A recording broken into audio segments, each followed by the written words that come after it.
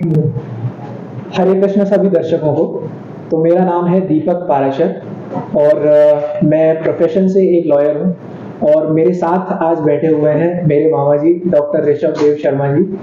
तो मामा जी जो हैं वो पिछले लगभग 30 सालों से मतलब जो है चिकित्सक फील्ड में हैं और इसके साथ साथ मामा जी का आध्यात्म की तरफ भी काफी रुझान शुरू से ही रहा है। हाल फिलहाल मामा जी ने जो है वो श्रीमद् भागवत पुराण के प्रवचन देने भी शुरू करे हैं और गीता के उपदेश तो मामा जी बहुत पहले से भी देते रहे हैं। तो आज हम मामा जी से कुछ चीजें जानेंगे कि आज की जो जनरेशन है, जो यूथ है आज का, वो अध्यात्म को लेकर, सनातन धर्म को लेकर कैसी सोच रखता है, उसकी सोच को कैसे परिवर्तित किया जा सकता है और कैसे अपने धर्म में अपना कंट्रीब्यूशन दिया जा सकता है। तो राधे कृष्ण मामा जी। हरे कृष्ण।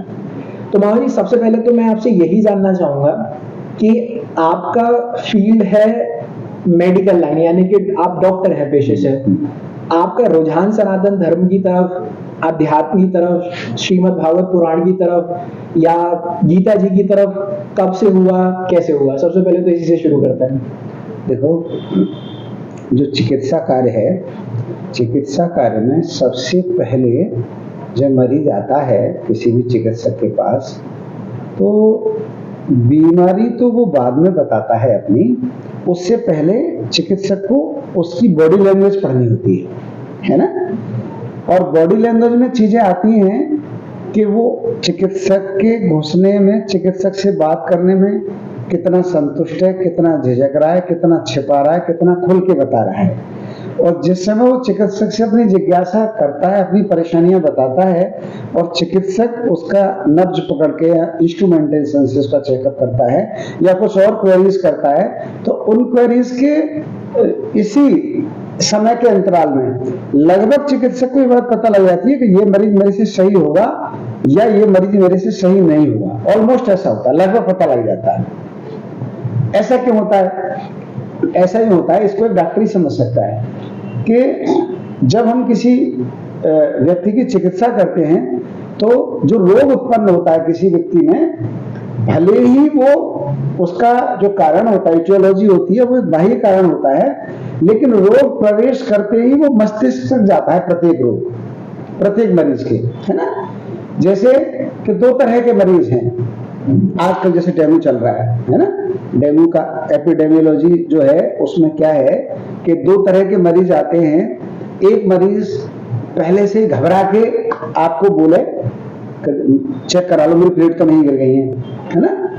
और एक मरीज ऐसे बोले कि कोई ऐसी चीज बता दो प्लेट फ्लेट न गिर जाए, या मुझे प्लेट न गिरे इसके लिए क्या करना चाहिए, ऐसा बता दो।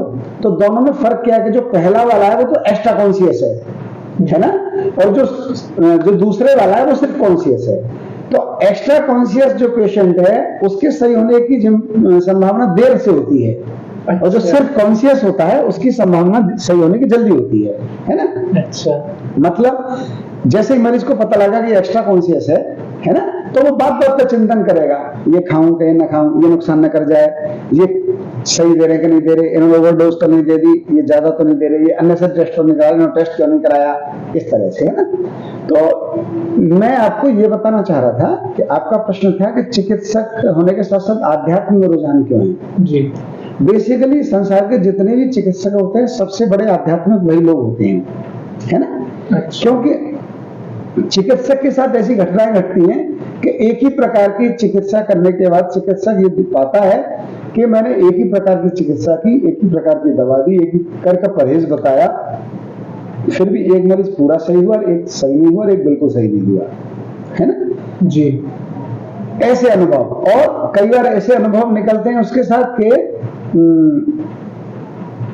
उसको लगता है कि मतलब बहुत योग्य होने के बावजूद भी कि इसको ये नहीं, ये चीज सही करेगी, पर ऐसा होता नहीं है ना। तो चिकित्सक का एक अनुभव होता है कि कोई एक शक्ति ऐसी जरूर है जो विज्ञान से अलग काम करती है ना। हर चिकित्सक को ये प्रायः दिखता है। पर अब आपका जो प्रश्न है वो ये है कि मेरा जो आध्यात्मिक रुचि है वो प्रदर्शित है थोड़ी सी, जी है ना, प्रचारिक है जी। यूजुअली जो मेडिकल लाइन के लोग होते हैं वो भगवान में विश्वास बहुत ज्यादा करते हैं, आध्यात्मिक होते हैं, पर वो क्योंकि शुद्ध वैज्ञानिक होते हैं और उन पर समय नहीं होता है, फैलाव होता है, इस कारण वो प्रचारी जो भक्ति है उसको नहीं कर पाते हैं, है ना। मन मन में वो भी भगवान का नाम लेते हैं, ये सब करते हैं, पर वो जैसे प्रॉपर मंदिर जाना है जो सनातन धर्म की प्रक्रिया है, प्रक्रिया से वो नहीं कर पाते हैं। मेरे प्रक्रिया से करने का कारण क्या है कि मेरा जो कार्य है वो सीमित है, मैंने कार्य क्षेत्र को बढ़ाया नहीं है, पहली बात। दूसरी बात क्या है कि मेरा प्रत्येक व्यक्ति के जो मानसिक संरचना होती है और शारीरिक संरचना होती है वो आनुवंशिक जरूर होती है ना। जैसे कोई सांवले का बच्चा सांवला है, तगड़े का बच्चा तगड़ा है, गुस्से वाले की फैमिली में गुस्से वाला है ना। तो मेरा जो पूरा परिवार है वो अत्यंत आध्यात्मिक रहा है शुरू से, जैसे मेरे हम अन्य भाई बहन पिता महाराज इत्यादि सब। तो विशेष रुचि का मूल कारण तो आनुवंशिकता है जी। दूसरा कारण क्या है, दूसरा कारण मैंने स्वयं के कार्य क्षेत्र को कभी बढ़ाया नहीं, सीमित रखा, है ना। क्योंकि बचपन से जब मैंने अपने पिता महाराज से चीज सुनता चला आया कि व्यक्ति के दो पहलू हैं, है ना। और दो पहलू क्या है, जैसे तुलसीदास बाबा ने जो कहा है, करे से कर्म करो विधनाना और मन राखो जहाँ कृपा निधाना, यानी शरीर से हमको जगत के लिए काम करना चाहिए और मन हमारा भगवान में रहना चाहिए। तो इस पहलू पर मैंने काम किया और इस पहलू पर काम करते करते मैंने ये पाया कि ये चिकित्सीय कार्य के साथ ये सब भी हो सकता है। पहले पूर्व व्रत में जैसे आनुवंशिक मिला, मेरे घर में सभी लोग कर्मकांडी हैं, पूजा पाठ करते हैं, भगवान कोई राम का उपासक है, कोई भगवान कृष्ण का उपासक है, सभी लोग गीता और रामायण भागवत महाभारत के विद्वान हैं सभी मेरे परिवार में जी। तो मेरी रुचि का मूल कारण तो मेरी आनुवंशिकता है जी। तो मैं ये जानना चाहूंगा कि एक तरफ तो आप अपनी डॉक्टरी की पढ़ाई पढ़ रहे होंगे, एक तरफ आप अपना प्रोफेशन जो है वो सेट कर रहे होंगे, तो आप समय कब निकालते थे? क्या ये चीज आपकी जो आध्यात्मिक जर्नी है ये आपकी डॉक्टरी की पढ़ाई से पहले शुरू हो गई थी, या एक बार आप डॉक्टर बन गए, आप अपने प्रोफेशनली अपने आप को सेट कर लिया, उसके बाद आपको लगा कि अब मुझे, जैसे अभी आपने तुलसीदास जी का एक दोहा कहा, तो सेट करने के बाद आपको लगा कि अब मुझे थोड़ा आध्यात्म की तरफ भी रुझान करना चाहिए क्योंकि मैंने अपने पिता महाराज से भी काफी सारी चीजें सीखी हैं। तो कैसा रहा? इसमें रहा, हम बचपन से ही हमारे घर में जो चर्चा होती थी, जैसे सभी घरों में हास्य प्रयास सारी चीजें होती, हमारे यहाँ भी होती थी, लेकिन आध्यात्मिक चर्चा हमारे घर अवश्य होती थी। हमारे पिताजी ने स्कूल जाने से पहले ही मुझे संस्कृत के बहुत सारे श्लोक याद करा दिए, है ना। अच्छा जी। तो बचपन से, ठीक है जी। तो पिताजी का जो प्रिय ग्रंथ था वो श्रीमद् भगवद गीता थी और मेरे भाइयों का जो प्रिय ग्रंथ था वो रामायण थी। तो दोनों कुछ गीता की बात बताते थे, कुछ रामायण की बात। तो मुझे विरासत में एक चीज बचपन से मिली जी। फिर इसका संग इसलिए नहीं छूटा कि मेरे घर में अनुशासन था इस प्रकार का कि आपको ये सब करना है, आनंद लो, भगवान की भक्ति करो, अपनी पढ़ाई करो, जो भी करना है ना। तो पढ़ाई वाले समय में तो बहुत ज्यादा इसको नहीं पढ़ा, पर क्योंकि बचपन से ही सीखा था तो वो थोड़ा थोड़ा बीच में दृष्टिपात करते रहे, पूरी तरह से गायब नहीं हुआ वो। फिर पढ़ाई के बाद जब चिकित्सकीय कार्य शुरू किया तो सब जानते हैं कि चिकित्सीय पेशे में जमाने के लिए ज्यादा मेहनत करनी पड़ती है, तो उस समय मेहनत की, थोड़े साल के लिए गायब हुआ, है ना। लेकिन अंतःकरण की चेतना जो आदमी की होती है वो कभी मरती नहीं है। जैसे ही हमको लगा कि सब सेट हो गया है और फिर हल्का सा समय जब मिला तो दोबारा से वो जो अंदर चेतना थी वो जागृत हुई और फिर से दोबारा से शास्त्रों का और धर्म ग्रंथ में उनका अध्ययन प्रारंभ किया। और उनमें हमने शुरू से ये पाया था कि किसी भी व्यक्ति के लिए कम समय में अत्यंत आध्यात्मिक स्तर को ऊंचा उठाने के लिए सबसे जो सुंदर ग्रंथ है वो भगवद गीता है। लेकिन समझदार और जिसका आईक्यू लेवल बहुत ज्यादा हो ऐसे आदमी के लिए, है ना। और जो थोड़ा भोली प्रकृति का व्यक्ति है, सहज प्रकृति का व्यक्ति है, उसके लिए सबसे सुंदर ग्रंथ है रामायण। तो भगवद गीता हमारा प्रिय ग्रंथ था, तो इस प्रकार साथ साथ हम दोनों को चलाते हैं जी। तो जैसा कि आपने समझाया कि नाना जी हमेशा आपको जो है मतलब घर में परिवार में हमेशा श्लोक या फिर प्रवचन वगैरह किसी ना किसी तरीके से होते ही रहते थे। आज के टाइम में जब हम देखते हैं, आज के यूथ को देखते हैं, आज के फैमिलीज को देखते हैं, आपको कितना जरूरी लगता है कि आज के टाइम में जो यूथ है या जो माता पिता है वो अपने बच्चों को आध्यात्म की तरफ या फिर सनातन धर्म की तरफ प्रोत्साहित करें? कितना जरूरी है आज के समय में? देखो, इसका एक उदाहरण समझो आप। पहली बात, तब इसकी जरूरत समझ में आएगी। जैसे तुम्हारा घर है और मेरा घर है, हम दोनों का रिलेशन है, एकदम क्लोज रिलेशन है। फिर भी तुम्हारे घर की पूजा की, शादी की, किसी और चीज की थोड़ी सी परंपराएं अलग होंगी, जबकि एक होने के बावजूद। जैसे तुम्हारे पितरों का अर्चन अलग होगा या तुम्हारे कुल देवता इत्यादि अलग होंगे, ऐसे ही हमारे थोड़ा सा भेद होगा जी। तो जो तुम्हारे यहाँ कोई उत्सव होगा, शादी या बर्थडे या कुछ भी, तो यदि वो तुम्हारे घर के अनुरूप मनाया जाएगा तो तुम्हारे घर वालों को सबको ज्यादा आनंद आएगा, उतने ही धन में जी। और यदि वो मेरा थोपा हुआ मनाया जाएगा तो उसमें उतना आनंद कम आएगा, है ना जी।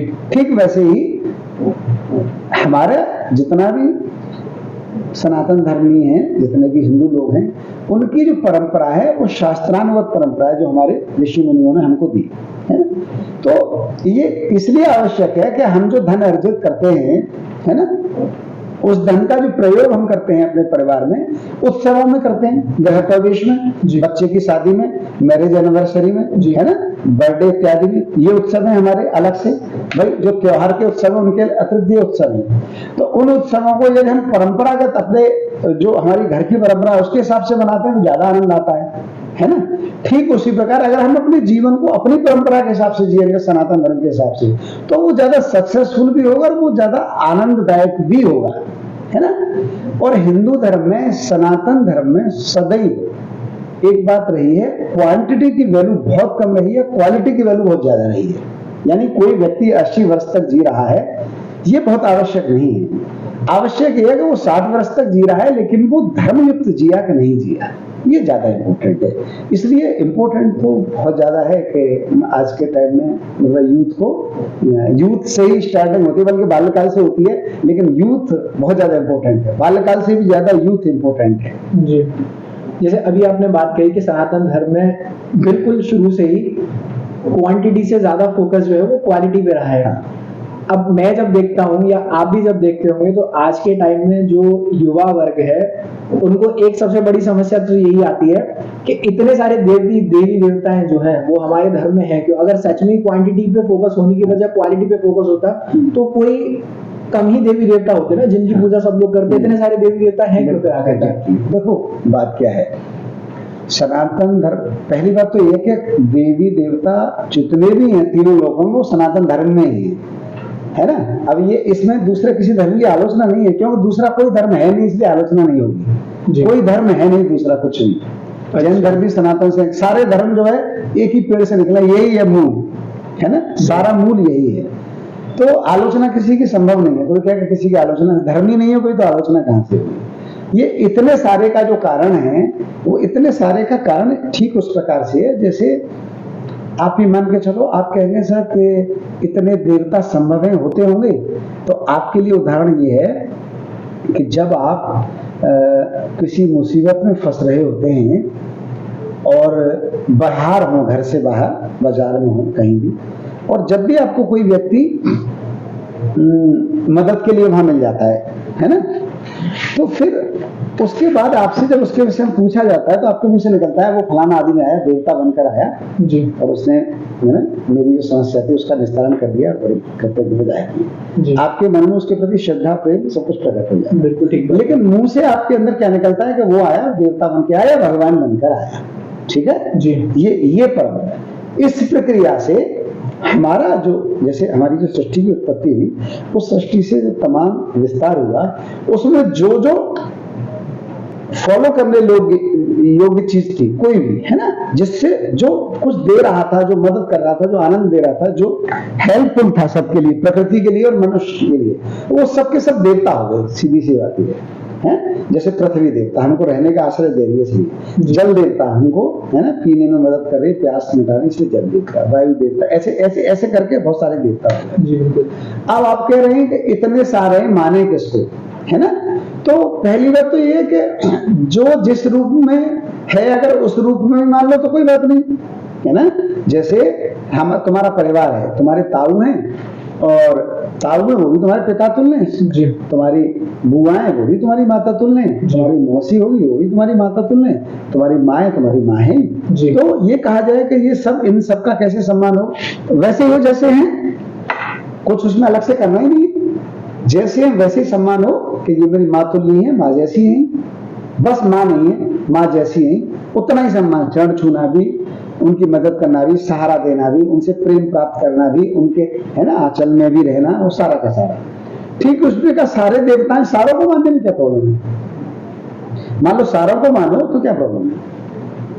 नहीं, सारों को मानने में प्रॉब्लम मतलब जो मुझे लगता है कि यूथ जो फेस करता है आज के टाइम में, अब जैसे कि दो संप्रदाय या फिर हमारे धर्म के दो मुख्य मुख्य विभाग तो हमें ये देखने को मिलते हैं, कुछ वैष्णव संप्रदाय के लोग हैं और कुछ शैव संप्रदाय के लोग हैं।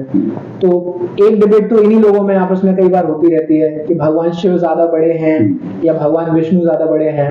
तो अगर यही डिसाइड नहीं हो पा रहा है आज तक कि दोनों में आखिरकार बड़ा कौन है, तो मैं ये कैसे देख लूं कि सारे देवताओं को एक साथ मान लिया जाए?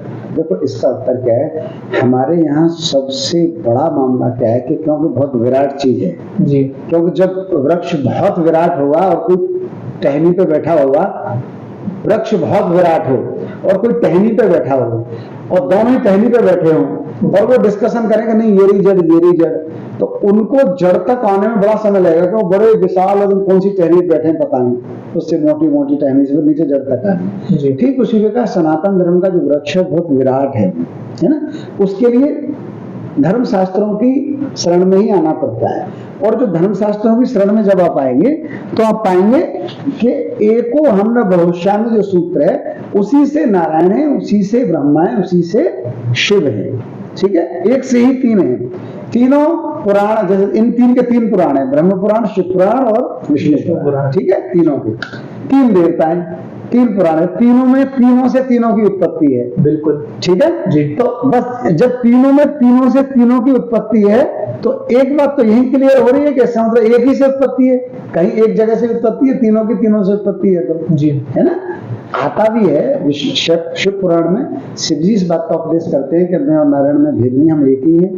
विष्णु पुराण में विष्णु जी इस बात को कहते हैं कि हम और शिव एक अलग नहीं एक ही। ऐसे ब्रह्म पुराण में भी ये बात है कि हम एक हैं।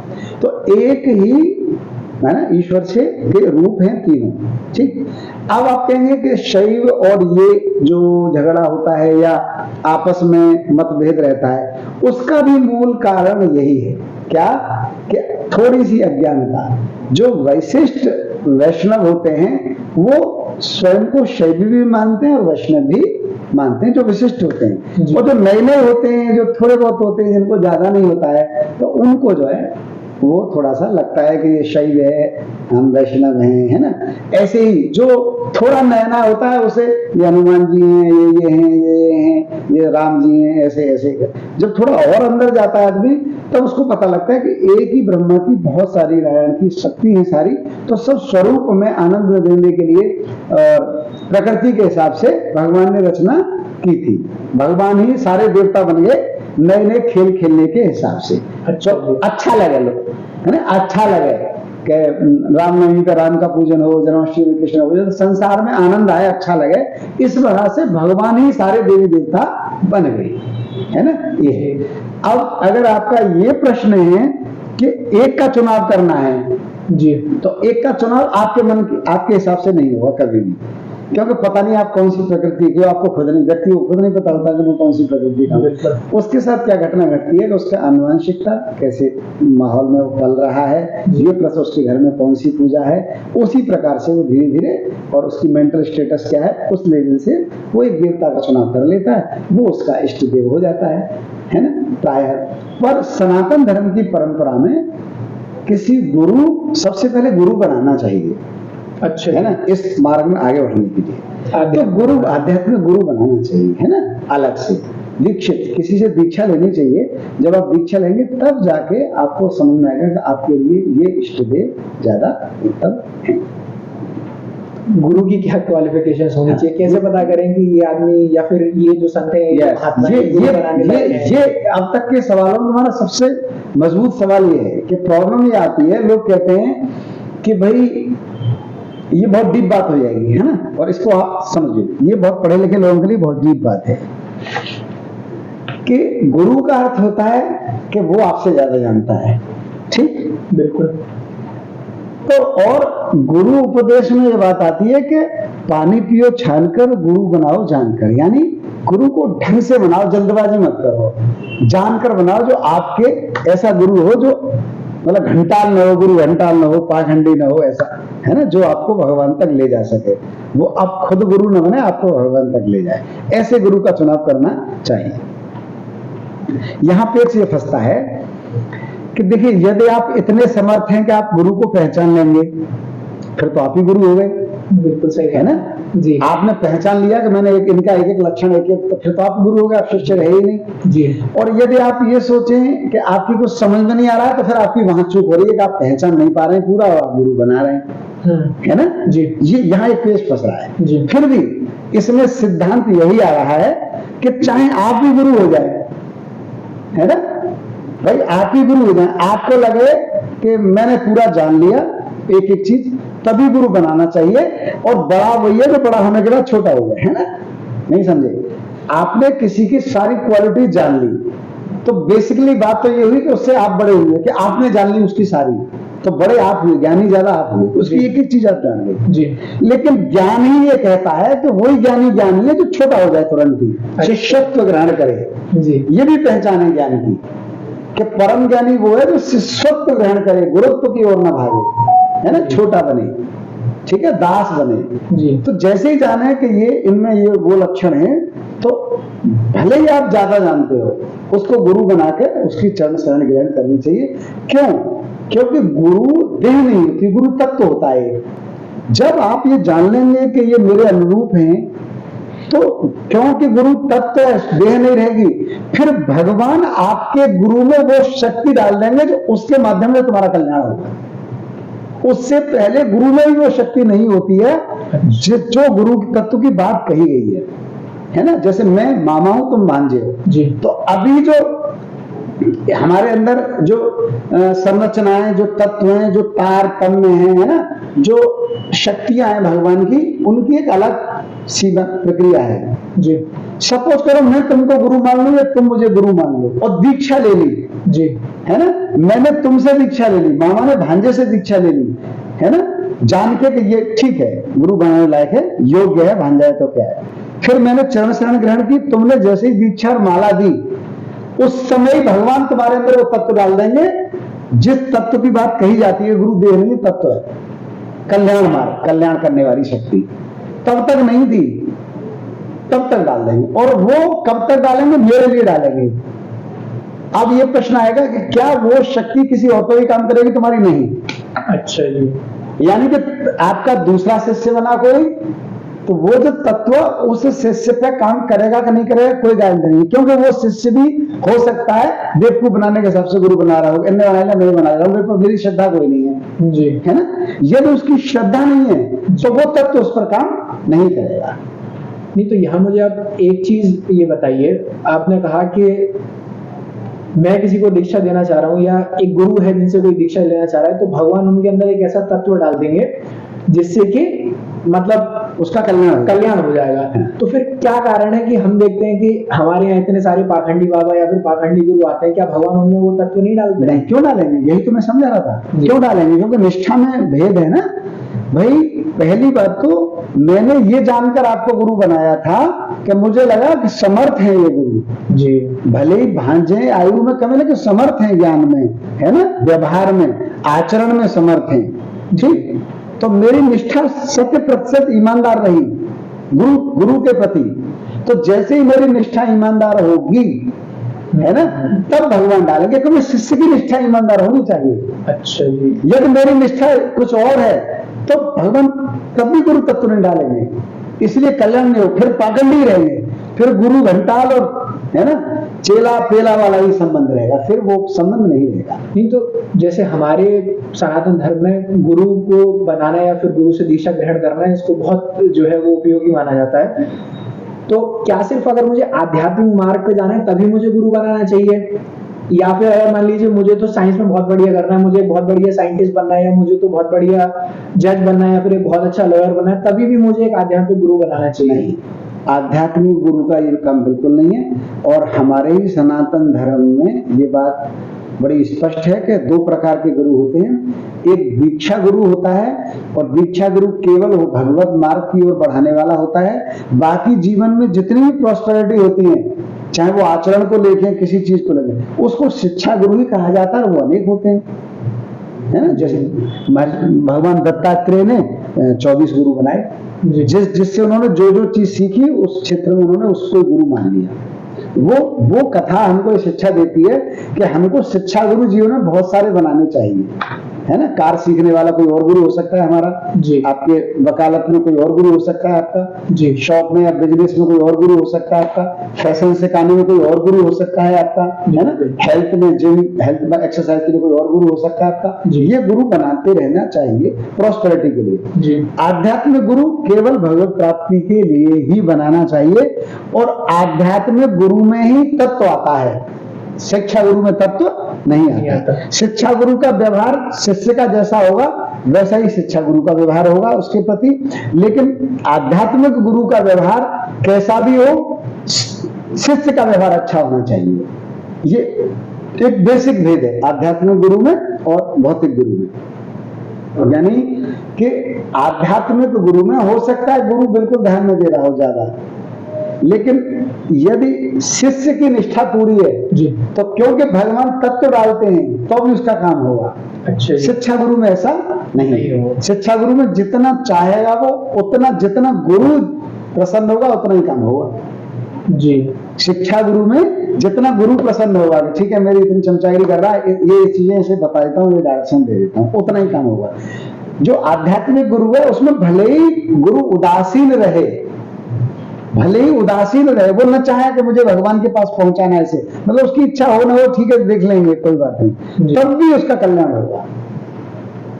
तो क्या यही कारण है कि अर्जुन ने उस समय के सर्वश्रेष्ठ धनुर्धर जो थे गुरु द्रोणाचार्य उनसे शिक्षा ली थी, लेकिन उसके बावजूद भी उनका आध्यात्मिक कल्याण नहीं हो पा। वो आध्यात्मिक कल्याण उनका तभी हुआ जब स्वयं भगवान श्री कृष्ण ने उनको गीता का उपदेश दिया। हाँ, है ना। देखो कई गुरु रहे अर्जुन के, है ना। द्रोणाचार्य भी रहे, भगवान शिव से भी सीखा वो भी रहे, इंद्र के यहाँ गए वो तो मृदंग बजाना सीखा, है ना, तो वहां भी इस तरह के। लेकिन आध्यात्मिक गुरु उनके कृष्ण रहे, है ना।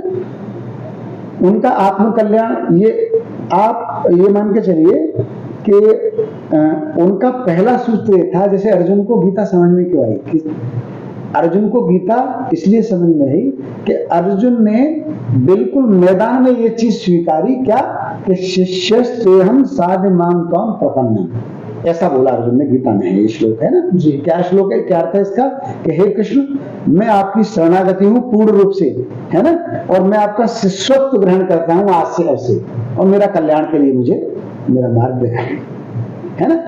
वही शिष्यत्व ग्रहण किया है। उससे पहले क्या था, उससे पहले उनको प्रिय सखा मानते थे, है ना।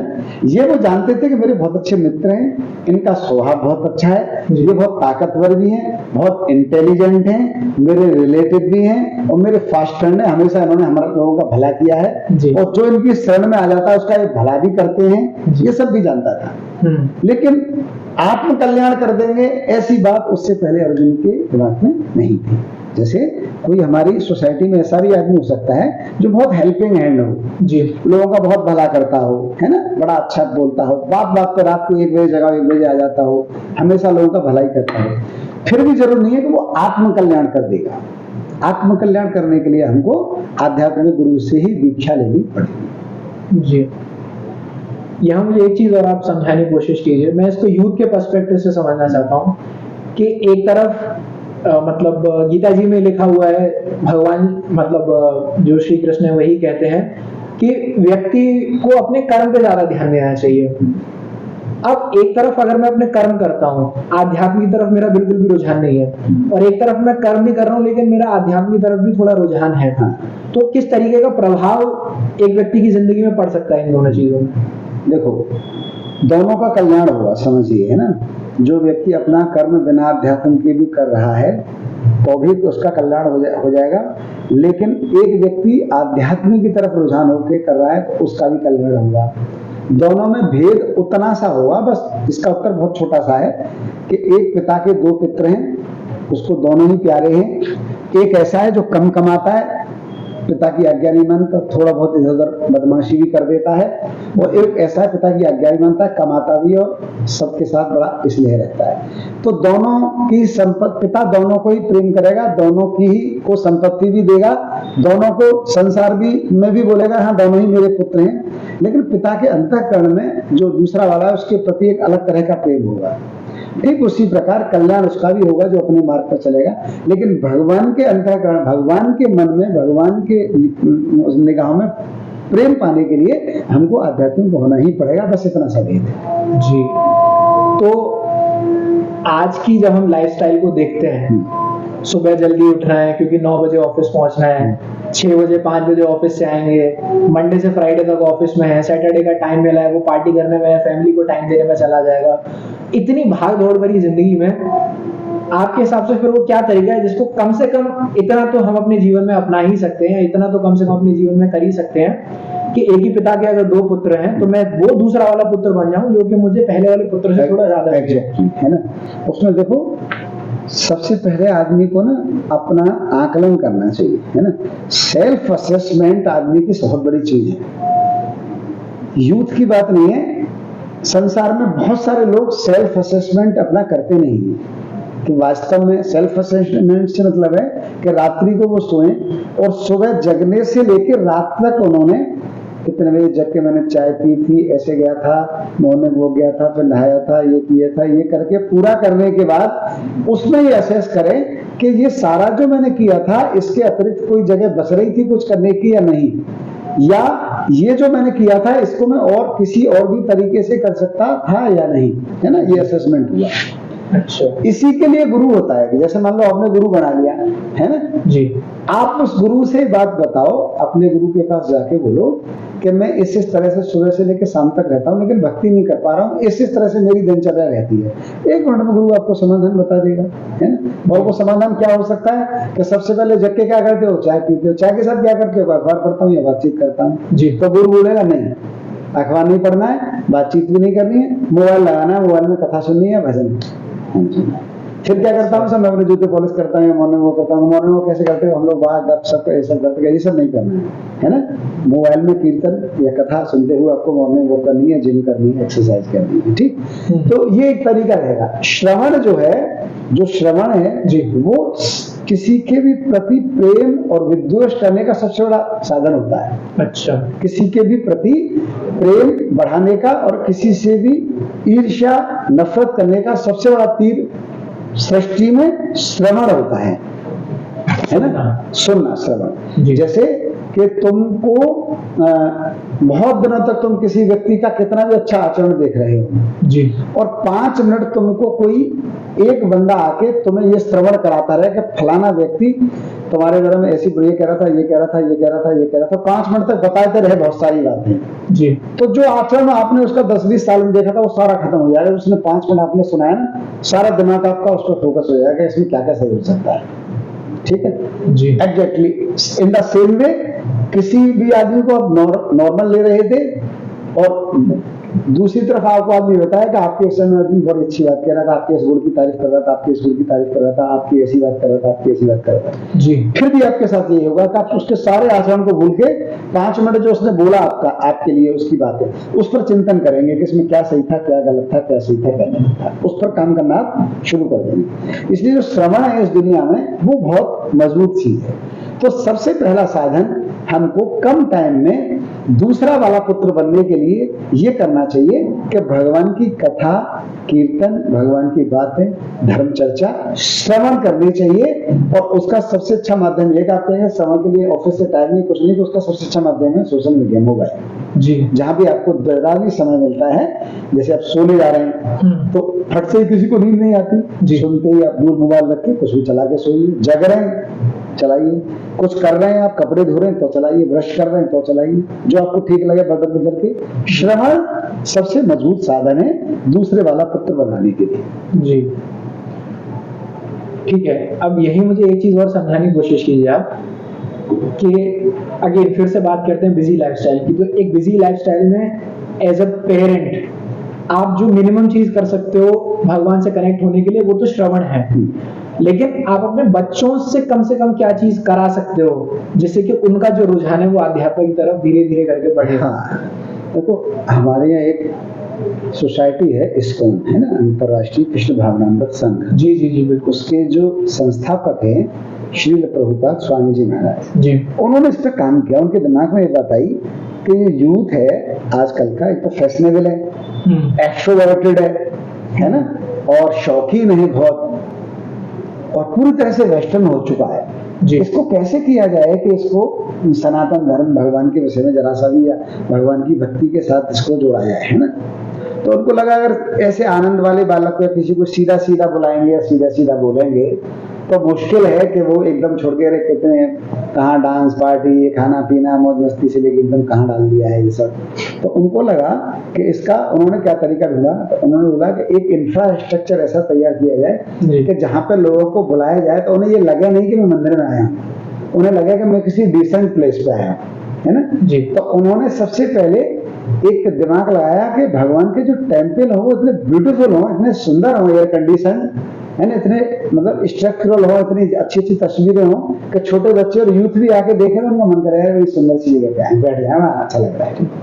उसके बाद उन्होंने दूसरी चीज क्या डाली कि वहां पे जो म्यूजिक हो या भगवान की बात हो वो डीप चर्चा ना हो, पहले सिंपल सा कीर्तन हो बढ़िया म्यूजिक के साथ। तो उन्होंने महामंत्र, केवल महामंत्र गाओ, हरे कृष्ण कृष्ण कृष्ण हरे हरे, हरे राम इसको मेलोडियस वे में गाओ, तरह तरह से गाओ, मृदंग बजा के मस्त होके गाओ, है ना, अच्छे अच्छे म्यूजिक इंस्ट्रूमेंट्स के साथ गाओ। तो उसको लगेगा मैं कोई पॉप म्यूजिक सुन रहा हूँ, कोई गाना सुन रहा हूँ मैं। तो पहली चीज को क्या मिली, एनवायरमेंट अच्छा मिला, साफ सुथरी जगह, एयर कंडीशन बढ़िया। फिर उसके कानों में बाद में म्यूजिक गया तो उसके पैर थिरकने लगे, ठीक है जी। फिर उन्होंने क्या देखा कि वहां पर जो लोग हों वो मतलब एकदम नीट एंड क्लीन हो, सुंदर हो, है ना। जैसे इस्कॉन की माताएं अपने केशों में सुगंधित एक फूल लगा के, बढ़िया साड़ी पहन के, तिलक लगा के, बढ़िया काजल लगा के बढ़िया रहती हैं, सुसज्जित बिल्कुल भारतीय प्रधान। ऐसे ही जो वैष्णव है प्रभु होते हैं वो बढ़िया साफ सुथरे नीट एंड क्लीन कुर्ते पहन के, तिलक लगा के, है ना, सुगंधित इत्र इत्यादि लगा के बिल्कुल ऐसे रहते हैं। तो उन्होंने कहा एनवायरमेंट जो डिवोटीज हो बिल्कुल नीट एंड क्लीन, बहुत साफ सुथरे बढ़िया हो, जिससे ये फील ना हो किसी को कि कोई भीड़ भाड़ सी या कैसे या क्या है या कोई बैकवर्ड इस तरह का नहीं है ना।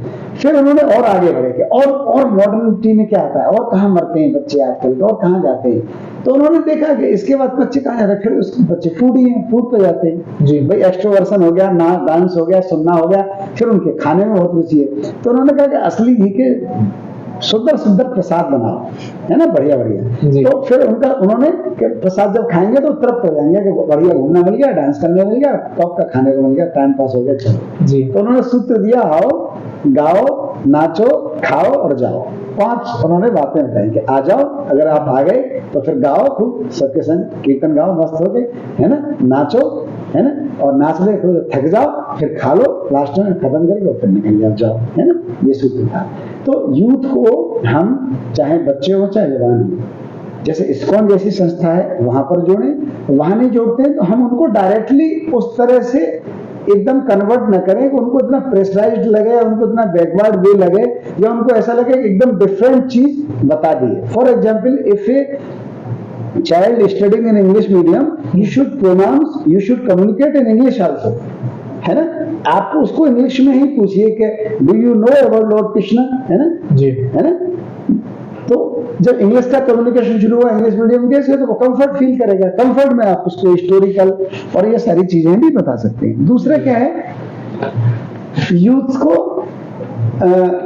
या मॉडर्न लोगों को भगवान की भक्ति में लाने के लिए कृष्ण से अच्छा एग्जाम्पल कोई है नहीं, सबसे अच्छे एग्जाम्पल है श्री कृष्ण, है ना। ऐसा इसलिए कि यूथ क्या चाहता है, हाईली क्वालिफाइड होना जी, रिच बनना जी, पावरफुल बनना जी, ब्यूटीफुल देखना जी, एक्सट्रोवर्टेड होना, है ना जी, ये सारी चीजें वो चाहता है। तो ये सारी चीजें कृष्ण में जो होते हैं अनलिमिटेड थी, है ना। कृष्ण नोटी बहुत ज्यादा थे, है ना। कृष्ण ने कहा कि बचपन में किसी का बचपन मत छीनो, खूब खेलने खिलाने दो, चाहे बच्चा अपने घर खाए चाहे दूसरे घर खाए, बच्चा है मजे लेने दो उसको, ठीक है, किसी की मटकी फोड़े, किसी की घर चुरा के खा ले। फिर जब और बड़ी उम्र हुई, किशोरावस्था में आए, तो वो सारा आनंद लें, है ना जी। हाथ से परिहास से, दोस्तों के साथ, युवतियों के साथ इस तरह का किया ना उन्होंने, तो हाथ से परिहास से भी उसको न रोका जाए, आनंद करें, जिनके साथ काम कर रहे हैं उनके साथ मजाकिया तौर पर आप काम कीजिए। उसके बाद थोड़ा और जब बड़े हो जाएं, है ना, तब मेहनत वाले काम करेंगे। अब आपकी जवानी है, अब आप दिन रात काम करो, जैसा 17 बार जरासंध को भगवान ने हराया, ऐसा है ना, नीति पूर्वक काम करो। फिर जब ये वाली चीज के बाद फिर आपको पता है कि राज शासन आपका किस प्रकार का होना चाहिए। तो शासन में भगवान दिन रात काम करते थे, यहाँ काम कर, वहां काम कर, इसको बुला, उसको चेक कर, उसको चेक कर, है ना। तो जब ज्यादा काम करेंगे तो आपका आउटकम जो है वो ज्यादा आएगा, ये वाली चीज। और इसके अलावा भगवान की ऐसी बहुत सारी बातें हैं जो यूथ पर, या आप ये कह सकते हैं कि मॉडर्निटी अभी उतना आगे पहुंची भी नहीं है जितने मॉडर्न भगवान कृष्ण थे, है ना, उनके सारे गुण थे। तो कृष्ण का एग्जाम्पल देके किसी भी चीज में, जी, किसी भी फील्ड में बच्चा कहे कि मैं इस फील्ड में एक्स्ट्रा ऑर्डनरी होना चाहता हूँ, तो क्या ये कृष्ण से कोरिलेट करती है? जैसे आप कोई चीज पूछो, मैं बताता हूँ कृष्ण में क्या क्वालिटी थी किसी भी चीज को लेके। नहीं, आप आज की आधुनिकता की किसी भी चीज में आपके दिमाग में आ रहा है इस तरफ दुनिया जा रही, तो इस तरफ कृष्ण में क्या एक्स्ट्रा था? नहीं, तो आज की दुनिया को तो हम देखते हैं, तो आज की दुनिया तो साइंस की तरफ, इनोवेशन की तरफ, इन्हीं सब चीजों की तरफ जा रही है। तो ये सारी चीजें पुराने समय में कहाँ थी? हाँ, दो बातें हैं ना। भगवान कृष्ण का जो सुदर्शन चक्र था, जी, है ना, वो इतना डिवाइन था साइंस के मामले में कि भगवान सिर्फ ये बोलते थे कि इसका गर्दन काट के आना, इसका हाथ काट के आना, और इसको इतना दंड दे के आना, है ना, इतना दंड दे के वो वापस आ जाता था। ठीक, पहली उनकी विज्ञान की बात ये थी। दूसरा, उस समय पर साइंस, जैसे अर्जुन ने भीष्म पितामह को पानी पिलाया, तो बाण छोड़ा जमीन में से, पानी निकल के पिताजी को पानी पिलाया। जी, जी, जी। तो साइंस बहुत डेवलप थी उस समय पे भी, है ना। रावण का जो विमान था उनकी इच्छा के हिसाब से चलता था, ऐसे। साइंस के साथ साथ अभी आप एक चीज भूल रहे हो, साइंस के साथ साथ एजुकेशन एडवांस के साथ साथ आज का यूथ ये जरूर चाहता है कि मैं रिच हूँ, मैं गरीब ना रहूं, जी, है ना, ये जरूर चाहता है। वो ये नहीं चाहता कि मेरे पास केवल विद्या ही विद्या हो, विद्या के साथ मेरे पास समृद्धि हो, जी, जिसके भगवान मास्टर थे। भगवान के रथ में के जो पहिए थे वो स्वर्ण के होते थे, भगवान जिन चप्पलों को पहनते थे उसमें अनमोल रत्न जड़ित हीरे और ये सब लगे रहते थे, है ना, इतना पैसे वाले थे ना, शौकीन थे भगवान। ये भगवान पे कहां से आया? भगवान दिन रात मेहनत करते थे, है ना, दिन रात मेहनत। उस समय की परंपरा ही थी, जितना ज्यादा काम करोगे, खोजोगे, उतनी मणियां निकाल लो, जहां जहां जैसे जैसे, है ना, जी। जैसे सत्राजित नाम के एक उनके मंत्री थे, तो उन पर सूर्य भगवान की उपासना से एक मणि आई जो रोज सोना देती थी, है ना। अच्छा, तो उन्होंने उनसे रिक्वेस्ट की कि ये तुम्हारे किसी काम का नहीं, तुम तो एक फैमिली है, इसको राजकोष में जमा करो, जिससे राजकोष मजबूत होगा। तो भगवान इस चीज की बहुत पक्षधर थे कि आप दिन रात मेहनत करो, गरीब मत रहो, है ना, मजबूत, इसके पक्षधर थे। साइंस के हिसाब से ऐसी बहुत सारी चीजें थी जो भगवान कहते थे कि जैसे जब इंद्र की पूजा हुई तो भगवान ने सबसे पहला उदाहरण ये दिया उनको कि देखो, इंद्र की पूजा नहीं करोगे तो उन्होंने बोला नाराज हो जाएंगे, है? तो उन्होंने कहा कि ऐसा तो कोई भगवान होता नहीं कि अगर आप उसकी पूजा न करो तो वो नाराज हो जाए। इसका मतलब भगवान तो फिर है नहीं, वो तो कोई ज्यादा अहंकारी कोई देवता है आपका। भगवान तो कोई पूजा न करे तो नाराज नहीं होते अपने बालकों से, क्योंकि सब प्रजा भगवान की है। तो किसकी पूजा करेंगे? गोवर्धन की। तो कारण क्या है गोवर्धन के कारण? तो बोले हमको उसकी पूजा पहले करनी चाहिए जो हमें प्रत्यक्ष कोई हमारा डोनर है।